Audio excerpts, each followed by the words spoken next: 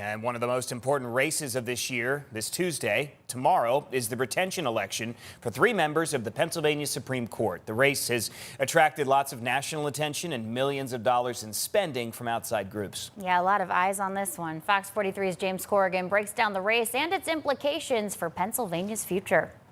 The 3 justices in question, David Wecht, Kevin Dougherty, and Christine Donohue, have been endorsed by the nonpartisan Pennsylvania Bar Association based on their ruling, requiring equity funding for public schools, affirming reproductive rights under Pennsylvania's Equal Rights Amendment, and striking down Pennsylvania's gerrymandered congressional map and drawing one with more competitive districts.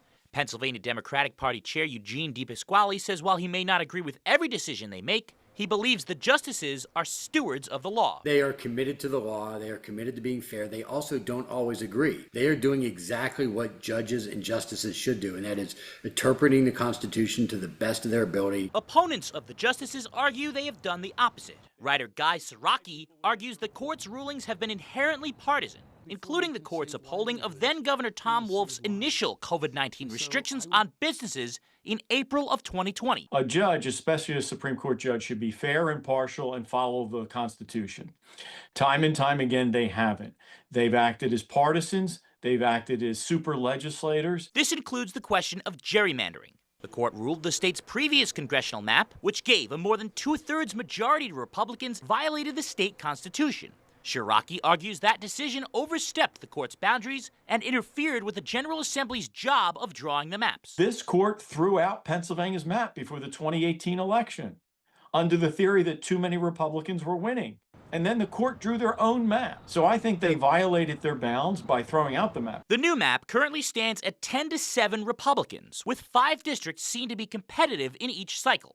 DePasquale says in a state with a nearly 50-50 partisan makeup, the map allows for an accurate representation of the state in Congress. You've had some cycles where the Democrats maybe had a slight majority, some cycles where the Republicans had a slight majority, but so many more competitive races.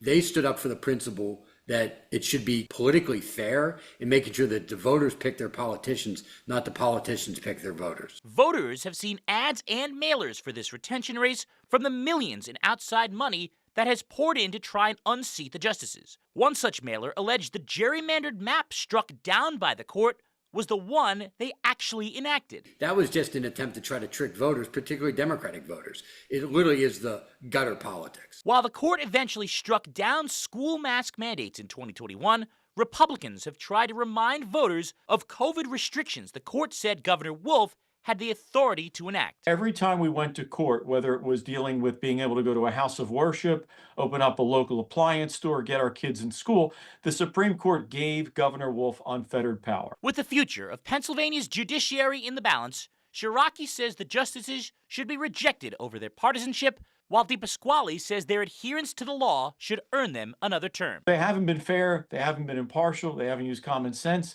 and in many cases have not followed the rule of law. These are not people to give another 10-year term. If you want to make sure that we have competent jurists on the bench that are recommended by nonpartisan bar association, if you want to make sure that the court belongs to the people of Pennsylvania, then vote yes. James Corrigan, Fox 43 News.